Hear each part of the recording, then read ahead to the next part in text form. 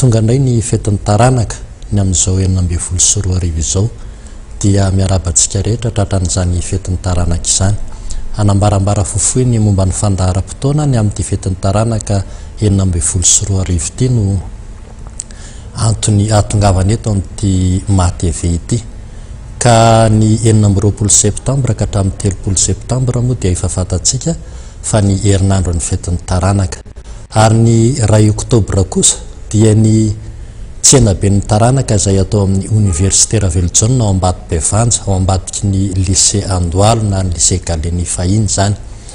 Amin'ny 2 oktobra io no anarahantsika ny tsenaben'ny taranaka dia misy ny trano eva maro izay karakarain'ny zanaparitra, misy ihany koa ny sakafo izay karakarain'ny fiangonana rahateo, ary indrindrandrindra zava-baovao amin'ity fetin'ny taranaka 24 ity dia misy ny antsoina hoe fahafalamaka na lay ataontsika amin'ny teny frantsay hoe vide grenier.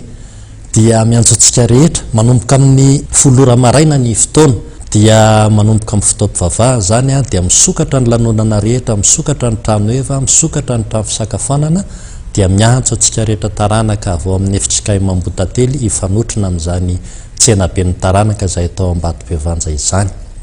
Ary ny alahady 2 oktobra kosa dia toy ny mahazatra miditra amin'ny 7 ora sasany isika.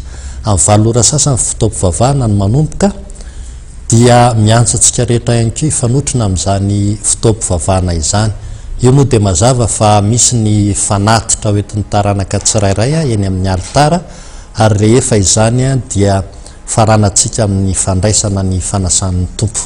Ka dia miantso antsika rehetra ny taranaka Ambotately na izay mazoto mivavaka miaraka amin'izany taranaka Ambotately zany, ny zanaka pelezana, mba ifanotrona ny 2 oktobra ao amin'ny Université Raveljon ao Ambatobevanja ambadiky ny lycée Galeny, sy ny alahady 2 oktobra manomboka amin'ny 7 ora sasany ao amin'ny FJKM Ambotately. Dia samy tahin'ny tompo dia manantena ny fakahita amintsika rehetra amin'ireo andro ireo.